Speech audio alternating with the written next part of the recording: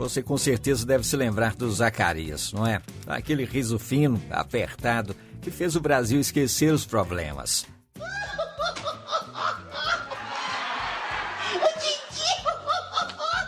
Por mais de 20 anos, Mauro Gonçalves foi o gênio da inocência. Tá preso na banheira, não pode sair. Nunca tomou banho? Ficou entalado na banheira? Mas por trás da peruca, ele era um homem tímido, espiritual e carregava um mistério profundo. A história da sua fortuna e os seus amores secretos. O que você provavelmente já deve ter visto na internet foi o vídeo da mansão abandonada com tudo dentro. Roupas, perfumes, móveis, como se o Zacarias tivesse fugido às pressas. A internet transformou essa casa em lenda. E hoje nós vamos desvendar esse mistério juntos. Vamos decifrar essa história e revelar as verdades, confrontando os assuntos que surgiram na época. Você vai descobrir a verdadeira casa que ele transformou em um centro de caridade. Quem eram os seus amores secretos, que o público nunca conheceu. E o mais sensível, a decisão de saúde, que levou ao seu isolamento e à sensação de abandono nos seus últimos dias.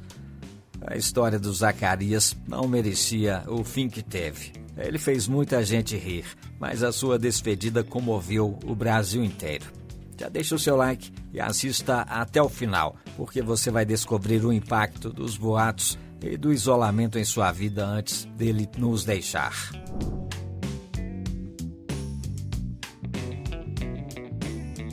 Muito antes daquela peruca, da risada fina e do sucesso estrondoso, existiu apenas o menino Mauro Gonçalves, nascido em 18 de janeiro de 1934, em Sete Lagoas, Minas Gerais. Se tivesse vivo hoje, ele teria 91 anos.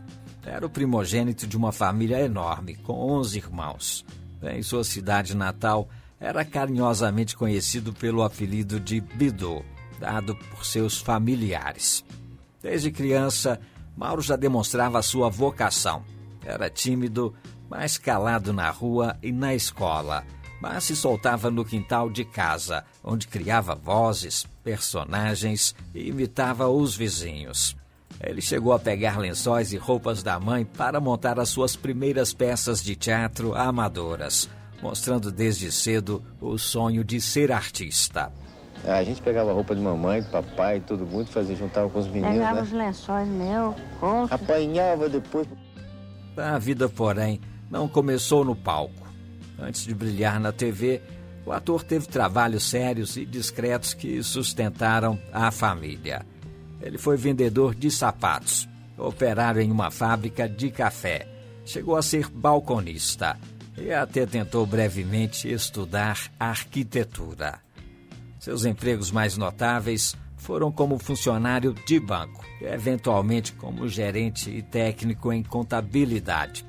Nada nesses empregos apontava para a fama nacional, exceto uma coisa: a voz.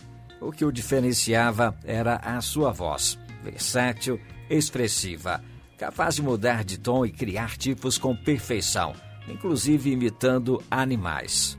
Essa habilidade o levou ao rádio em Minas Gerais, a partir de 1955, onde foi considerado um dos melhores comediantes da rádio em Confidência, entre 1960 e 1963.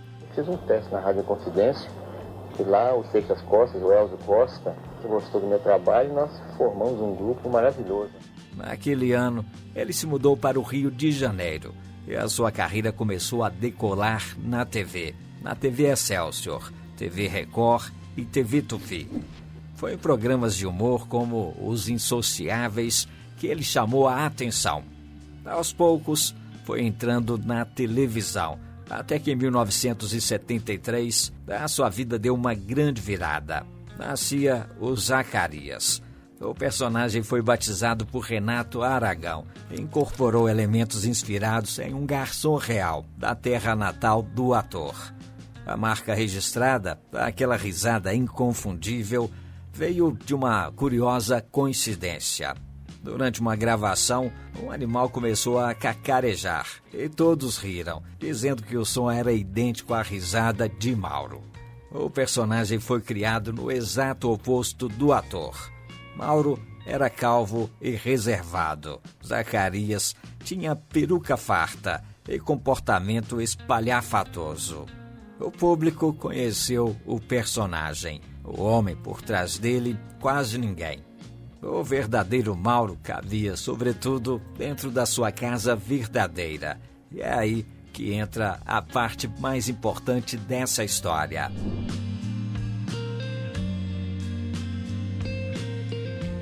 Quando os Trapalhões explodiram em sucesso, muitos imaginavam que o Zacarias vivia em mansões cinematográficas. A realidade, porém, é bem diferente e reflete a alma de Mauro, o homem, não o Zacarias, o personagem. Gente, olha aqui, eu acho que é um fenômeno que eu notei aqui. Todas as vezes que eu boto uma dama na mão, o valete só aparece quando o rei sai. Nos anos de maior fama, Mauro comprou uma casa simples, mas espaçosa, em Jacarepaguá, na zona oeste do Rio de Janeiro. Não era uma mansão de ostentação, não tinha luxo absurdo, mas tinha aquilo que ele mais valorizava: propósito e alma. Curiosamente, Jacarepaguá era um refúgio de estrelas da época, tendo sido residência de Mestre Cartola e Mussum, o seu parceiro nos Trapalhões. Ali, ele mostrou o que fez, de verdade, com a própria fortuna. Mauro era uma pessoa profundamente religiosa, possuindo uma forte crença no espiritismo e sendo simpatizante da Umbanda. Essa religiosidade se intensificou após uma cura de saúde, uma osteomielite, atribuída a visitas a um centro espírita. Em vez de transformar o imóvel em um templo de luxo, há relatos de que ele abriu um espaço na própria casa para um atendimento de saúde e ajuda espiritual a vizinhos mais simples. A casa virou um ponto de ajuda concreta, um alívio para quem não tinha condição de pagar uma consulta. Uma parte da casa foi dedicada ao centro espiritual. Mauro se envolvia com a doutrina, cuidava de plantas, preparava chás e recebia pessoas em busca de conselho, conforto e tratamento para o sofrimento emocional. A sua riqueza, considerada modesta para alguém do seu nível de fama, foi sendo usada em ajuda ao próximo e ao seu centro espiritual. Ele não vivia para a fortuna vivia para o que ele acreditava, a caridade e a fé. Mauro Gonçalves foi casado por cerca de 15 anos com a atriz e dubladora Selma Lopes. Não é porque tenha sido meu marido, mas ele era um ator maravilhoso. Um marido maravilhoso e um pai maravilhoso. Desse casamento, que terminou em 1973, veio a sua única filha, a Maria Laura Gonçalves. E anos depois de sua morte, a Maria Laura levou essa história para os tribunais. Ela se tornou a herdeira responsável pela gestão do legado de Zacarias. E em 2001, entrou na justiça contra a Globo, buscando o reconhecimento dos direitos autorais do pai e o patrimônio que ele ajudou a construir. A sua luta buscava que o trabalho do pai fosse reconhecido não apenas como graça de domingo, mas também como obra e patrimônio, garantindo o devido tratamento financeiro do seu legado.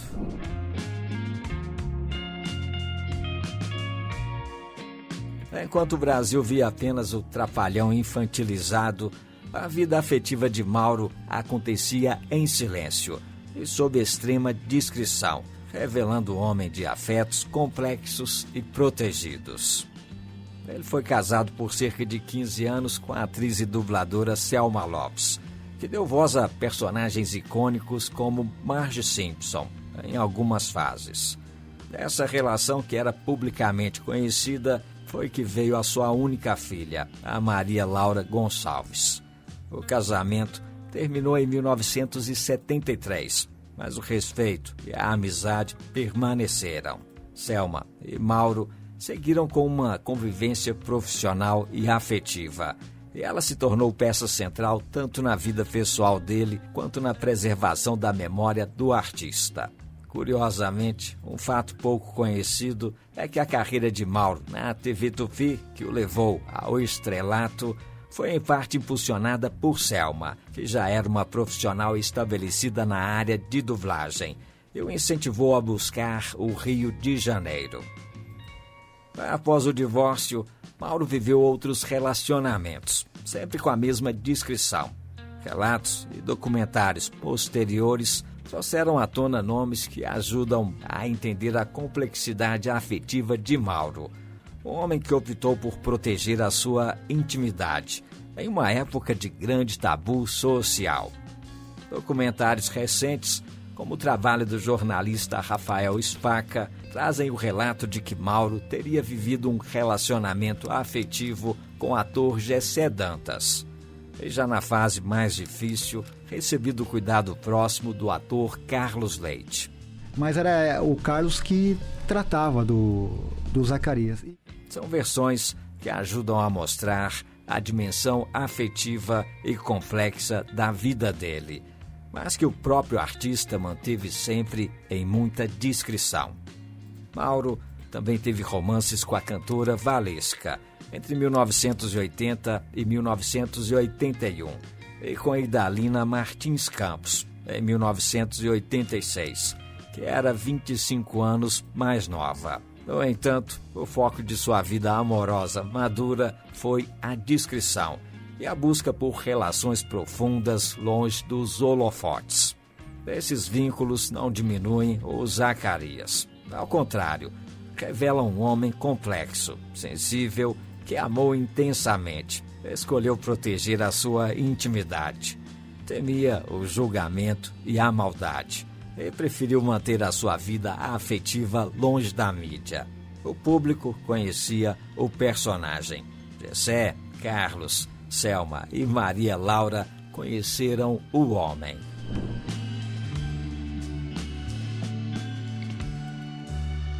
O ponto de virada dessa história começa no final de 1989. Mauro decidiu emagrecer.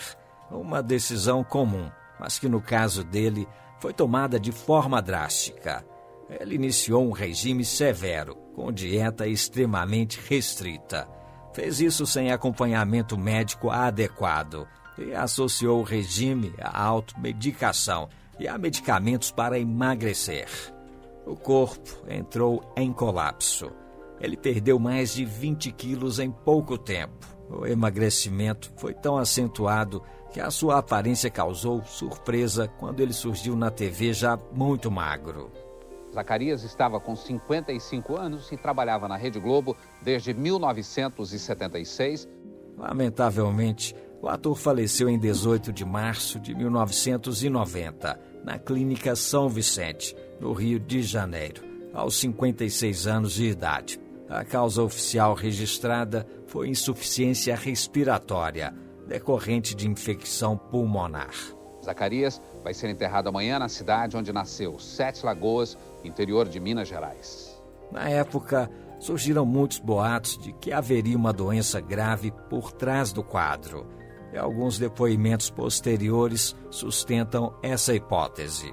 No entanto, oficialmente, a causa registrada foi insuficiência respiratória por infecção pulmonar, e não houve confirmação pública de outras causas.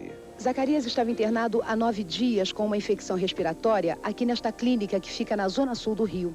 Naquele tempo, falar sobre certas enfermidades era praticamente uma sentença social. O medo do estigma pesava muito.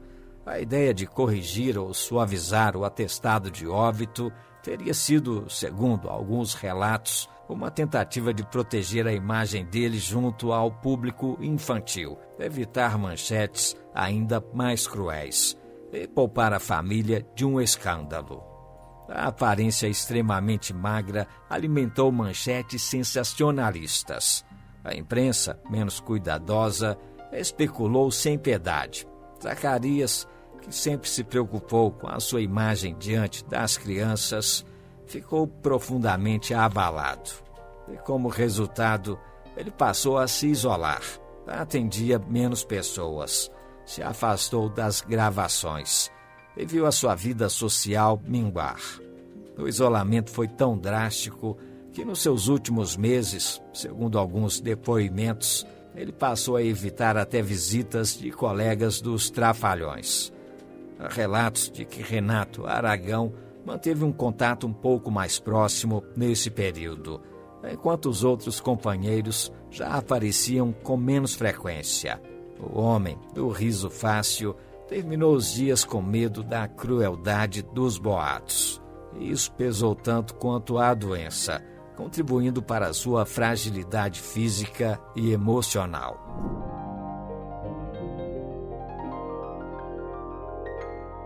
E ao longo dos anos, algumas dúvidas se repetem sempre que se fala de Zacarias, e a própria cronologia da vida do artista ajuda a respondê-las, preenchendo as lacunas deixadas pela descrição de Mauro. A pergunta mais frequente é sobre a causa da sua morte. Oficialmente, o atestado de óbito do Zacarias registrou insuficiência respiratória decorrente de infecção pulmonar. Contudo, a versão mais comentada por fontes próximas e que circula em documentários é que as complicações estavam relacionadas a uma enfermidade de saúde, agravadas pelo emagrecimento extremo e pela automedicação. Essa versão está diretamente ligada à dúvida sobre a perda de peso de Zacarias. Entre o final de 1989 e o início de 1990, Mauro iniciou um regime severo sem acompanhamento, perdendo mais de 20 quilos em pouco tempo.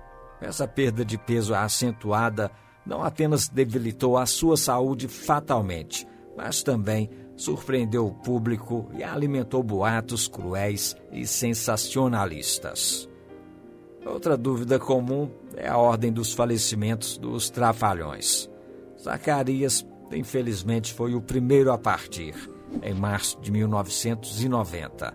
Já o Mussum, o ator Antônio Carlos Bernardes Gomes, morreu 4 anos depois, em 29 de julho de 1994, devido a complicações de um transplante de coração.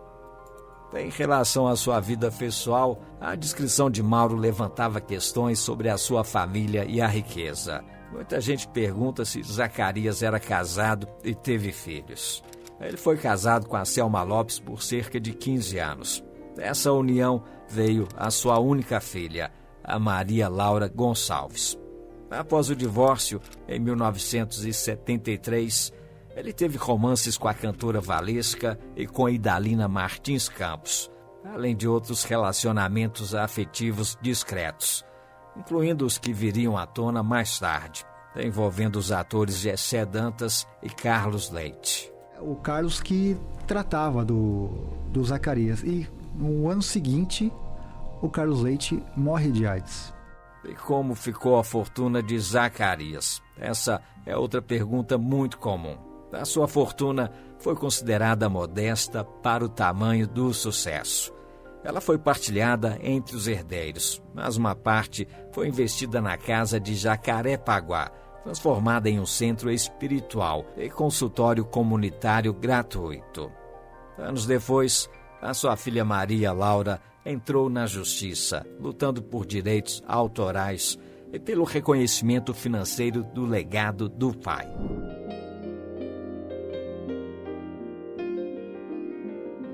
Além da fragilidade física, havia uma dor silenciosa que consumia Mauro.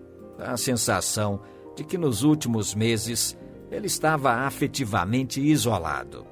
Relatos da família indicam que teriam existido tensões e divergências nos bastidores dos Trapalhões.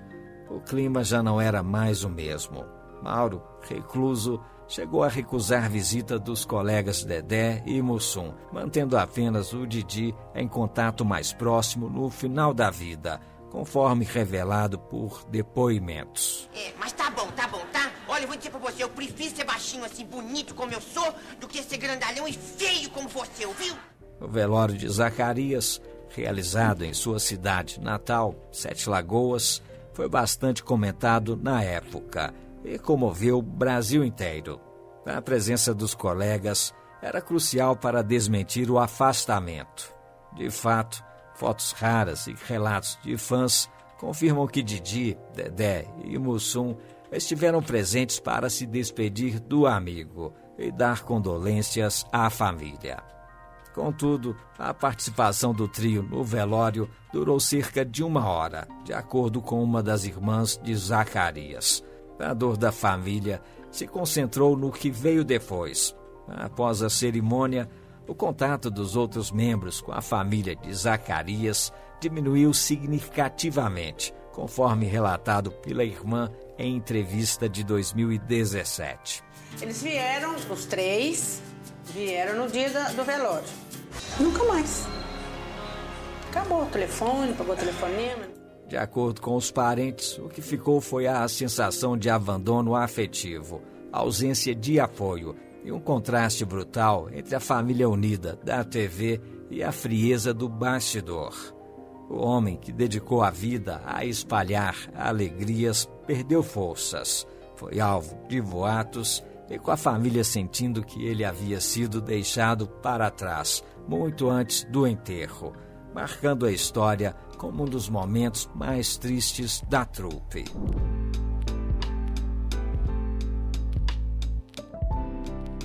E somente depois de toda essa história dolorosa sobre o verdadeiro Zacarias é que entramos no assunto da tal mansão abandonada. Após anos do falecimento do humorista, um vídeo gravado pelo apresentador Marcos Rom, da TV Pardal, ajudou a criar a lenda que se espalharia pela internet. Marcos Rom se apresenta dizendo que está na região de Campinas, interior de São Paulo, explorando uma fazenda desocupada que supostamente teria pertencido ao Zacarias dos Trapalhões. Supostamente ela pertenceu ao Zacarias. A propriedade, na verdade, localiza-se na região de Analândia, uma cidade pequena com cerca de 4.500 habitantes. E é tecnicamente um sítio, não uma fazenda. O local tinha 2 casas grandes, com muitos móveis ainda dentro, uma capela na parte superior do terreno e uma piscina do lado externo. Marcos Rom afirma que vários outros youtubers já tinham ido lá, repetindo sempre a mesma narrativa. Essa fazenda teria sido do Zacarias. Na verdade, veio muitos canais e acabaram contando isso, e aí a gente também foi na onda. A exploração da primeira casa, apresentada como a possível residência do gerente, e da segunda casa, a provável casa principal de Zacarias, é que impulsionou esse mistério. A desocupação, reforçada por um calendário de 2019, era relativamente recente. Os objetos de destaque, como a geladeira Hotpoint com tranca diferente, a máquina de escrever e as roupas dentro do guarda-roupa, criavam a sensação de que a pessoa havia saído às pressas. No banheiro, o detalhe do shampoo pela metade e a bucha de banho mexia com a imaginação. Shampoo pela metade, a bucha de tomar banho. Marcos Rom reflete o seguinte: a gente nunca sabe quando vai partir. Pode ser que um dia aconteça com a gente o que aconteceu com essa família. A exploração termina na capela, o ponto mais simbólico do lugar, onde há uma foto do Papa João Paulo II e imagens de santos. A cada um aí que puder comentar, compartilhar.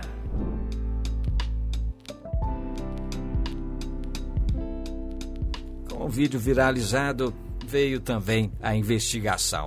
O próprio repórter voltou ao local. Pesquisadores e internautas se aprofundaram.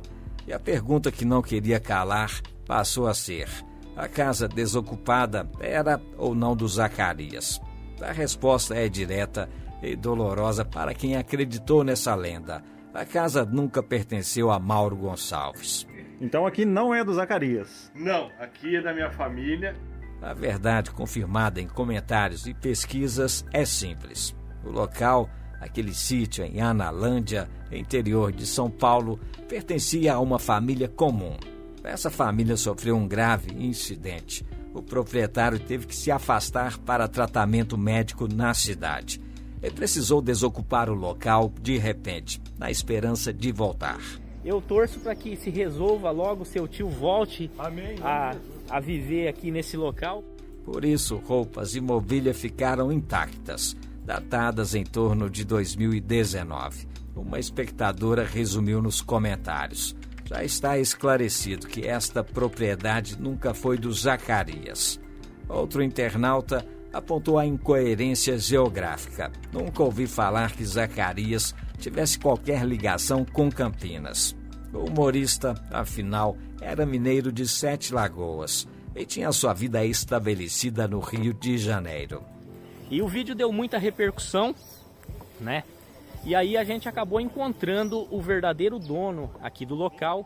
Apesar da narrativa viral, a verdade foi revelada mais tarde. O apresentador voltou ao local e conversou com o verdadeiro proprietário, que era um dos donos e morador da região. Pessoal, esse é o Alexandre, ele é um dos donos aqui, né, Alexandre? Fui um dos donos. E segundo o próprio dono, em depoimento registrado em vídeo, a área foi comprada por sua família nos anos 50 e as casas foram erguidas a partir da década de 70.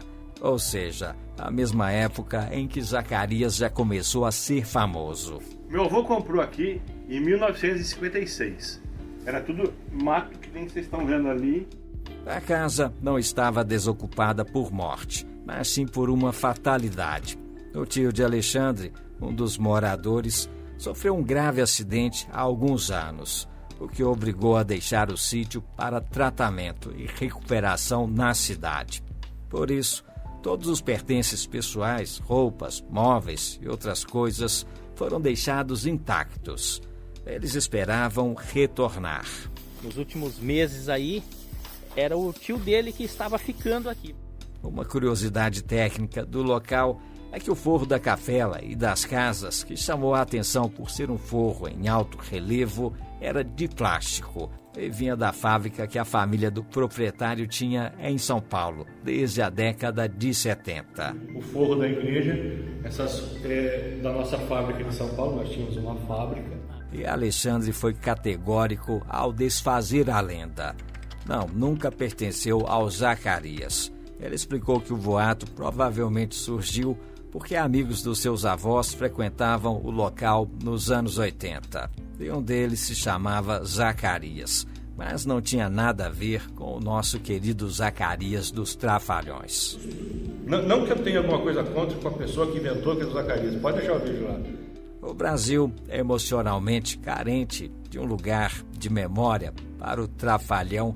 Abraçou aquela casa de Analândia como se fosse dele, sem saber que o abandono real que buscavam era o abandono afetivo sofrido por Mauro em seus últimos dias. Contrastando com a lenda da casa desocupada, a verdadeira residência de Zacarias, em Jacarepaguá, na zona oeste do Rio, tinha cerca de 400 metros quadrados, possuindo 4 quartos, 2 banheiros e uma pequena biblioteca, considerada luxuosa para a época. Mauro, na verdade, investiu uma boa parte da sua fortuna nessa residência, mas o seu propósito era caridade. Ele montou um consultório médico comunitário para a população mais carente da região. Não houve abandono físico da casa após a sua morte, mas sim uma mudança de propósito. A residência fez parte de sua herança e foi administrada por sua filha, Maria Laura, e sua família, continuando a preservar o legado do pai. Mas porque o povo acreditou que a mansão abandonada fosse do Zacarias? A resposta está na saudade. Naquela casa de Analândia tinha um ar de vida interrompida, que se encaixa emocionalmente na situação real do nosso artista. Um homem bom, com a saúde fragilizada, afetivamente isolado, vítima de boatos e incompreensão. Como dizia o comentário, Parece que quem morou aí não planejava sair. O Brasil, sem um lugar físico para depositar o luto por Zacarias, adotou uma casa estranha como se fosse dele. Mas a verdadeira mansão abandonada nunca foi aquela fazenda. Foi simbolicamente o reconhecimento que ele não recebeu em vida. Foi o homem por trás do personagem que o país demorou a enxergar.